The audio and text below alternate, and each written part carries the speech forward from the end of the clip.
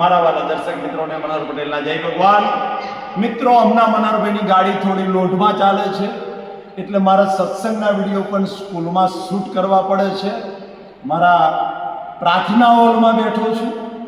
મિત્રો, phone receive કરવાનો પણ સમય મળતો નથી, એટલે ઘણાના ફોન રિસીવ નથી કરી શકતો, તો ખોટું ના લગાડતા, મારી મજબૂરી છે.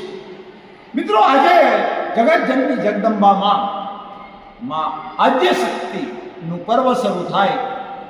10 દિવસ નવરાત્રા, અને એમાં આપણે ગુજરાતીયા આખી દુનિયામાં ગુજરાતના ગરબા પ્રસિદ્ધ છે.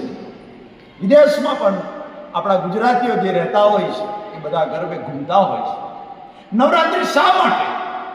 એના એક આયુર્વેદિક કારણ પહેલા કહી દઉં તો ભાદરવા મહિનાની અંદર આપણા શરીરની અંદર જે પિત્તનો પ્રકોપ થયો હોય, એ પિત્ત જે ભેગું થયું હોય, એ જ્યારે આપણે આદ્ય શક્તિના નવરાત્રિએ નોરતામાં આપણે ગરબે ઘૂમતા હોય તે વખતે આપણા શરીરમાંથી જે પરસેવો નીકળે છે, એ પરસેવા માટે શરીરની અંદર વધેલું પિત્ત એ નીકળી જાય છે 9 દિવસ, અને આપણું શરીર ક્લીન થઈ જાય, ચોખ્ખું થઈ જાય, જેથી પાછળ શિયાળો આવે છે.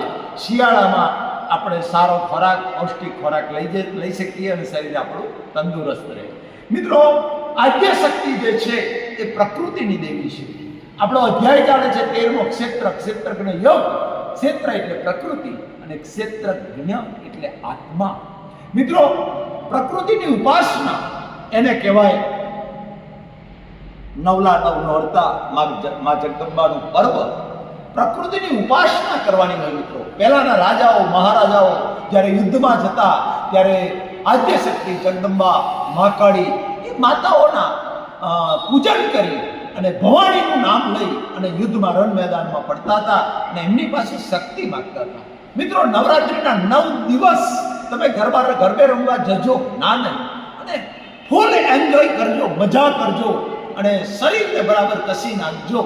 પણ કોઈ પણ ક્રિયાની અંદર જ્યારે ભાવ ના હોય ત્યારે એ ક્રિયાની કોઈ કિંમત નથી. મિત્રો, આદ્ય શક્તિની ઉપાસના કરવાની છે, એટલે આ દિવસોમાં 10 ઘણા ઉપવાસ કરતા હશે.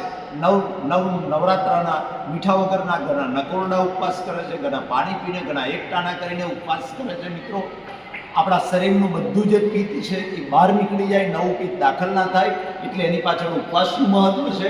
અને આદ્ય શક્તિની ઉપાસના એને ભાવ એવો કરવાનો છે મિત્રો, કે જગદંબા પાસે શું માગવાનું? શું ગાડી, બંગલા, મોટર, આ બધું ભાવ હાઉસ? ના મિત્રો, આદ્ય શક્તિ એ પ્રકૃતિની દેવી છે. ક્ષેત્ર અને ક્ષેત્રજ્ઞ, ક્ષેત્ર એટલે પ્રકૃતિ, ક્ષેત્રજ્ઞ એટલે આત્મા. મિત્રો, પ્રકૃતિ આપણી જો સારી હશે, આપણું શરીર સારું હશે, તો મિત્રો આપણે ધર્મ કાર્ય, પરોપકાર, પરમાર્થ અને આવા કાર્યો કરી શકીશું, આપણે પુણ્ય કમાઈ શકીશું. પણ ક્યારે? આપણી પ્રકૃતિ સારી હશે, આપણું શરીર સારું હશે. તો જગદંબા પાસે એવી પ્રકૃતિ માગવાની છે કે જે પ્રકૃતિ, ભગવદ્ ગીતાની અંદર 3 પ્રકારની પ્રકૃતિ કહી: રાજસ પ્રકૃતિ, તામસ પ્રકૃતિ અને સાત્વિક પ્રકૃતિ. હે જગદંબા, આદ્ય શક્તિમાં મારે તામસી પ્રકૃતિ ના જોઈએ, મારે રાજસ પ્રકૃતિ ના જોઈએ, મારે તો સાત્વિક પ્રકૃતિ જોઈએ.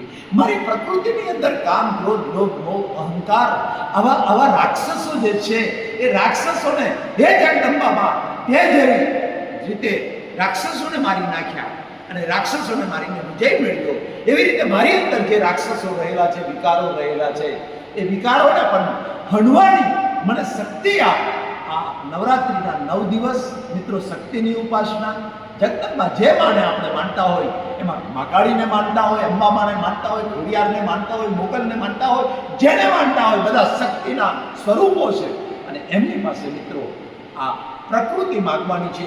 એવી ઉત્કૃષ્ટ પ્રકૃતિ મને મળે કે જે પ્રકૃતિ મને ભવોભવ આધ્યાત્મમાં ઉપર લઈ જવા માટે, મોક્ષને અનુકૂળ સંજોગો ભેગા કરે, મુક્તિને અનુકૂળ સંજોગો ભેગા કરે, એવી પ્રકૃતિ, ઉત્કૃષ્ટ પ્રકૃતિ કે મારે બોલવું ના પડે.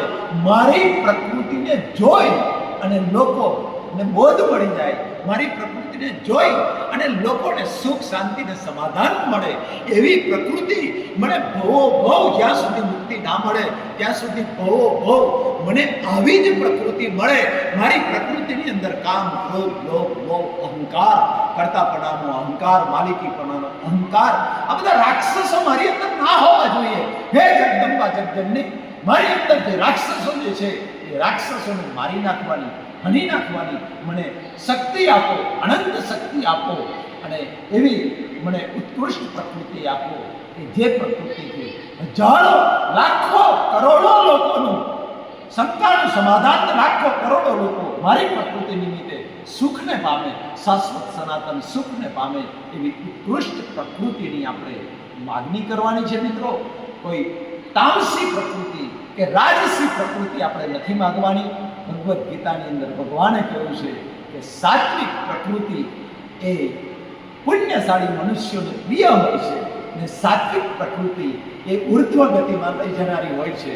માટે આપણે આ 9 દિવસ આદ્ય શક્તિની પાસે આપણે ઉત્કૃષ્ટ પ્રકૃતિ માગીએ. એવા ભાવથી નવરાત્રિના ઉપવાસ કરશું, એવા ભાવથી નવરાત્રિના ગરબા રમશું તો આપણા નવરાત્રિના પર્વમાં ચાંદ લાગી જશે. મિત્રો, આદ્ય શક્તિ જગતજનની જગદંબા માં બધા જ મારા દર્શકોને એવી અનંત શક્તિ આપે, અનંત શક્તિ આપે કે આપણી અંદર રહેલા જે રાક્ષસો છે, રાક્ષસોનો વિનાશ થઈ જાય અને આપણને મને તમને બધાને સાત્વિક પ્રકૃતિ પ્રાપ્ત થાય એવી આદ્ય શક્તિ જગદંબા અને મહાકાળી માને પણ પ્રાર્થના છે. અને મિત્રો, રમજો, ગરબે 9 દિવસ મજા કરજો, એન્જોય કરજો, એની સાથે સાથે આવો ભાવ રાખજો. ભક્તિ સાથેની જ્યારે ક્રિયા હોય ને ત્યારે એ ક્રિયામાં સુગંધ પડી જાય મિત્રો, માતાજી પણ ખુશ થઈ જાય. ભાવ સાથે ગરબા ગાજો. મનન પટેલના જય ભારત, જય હિન્દ, જય ગુજરાત.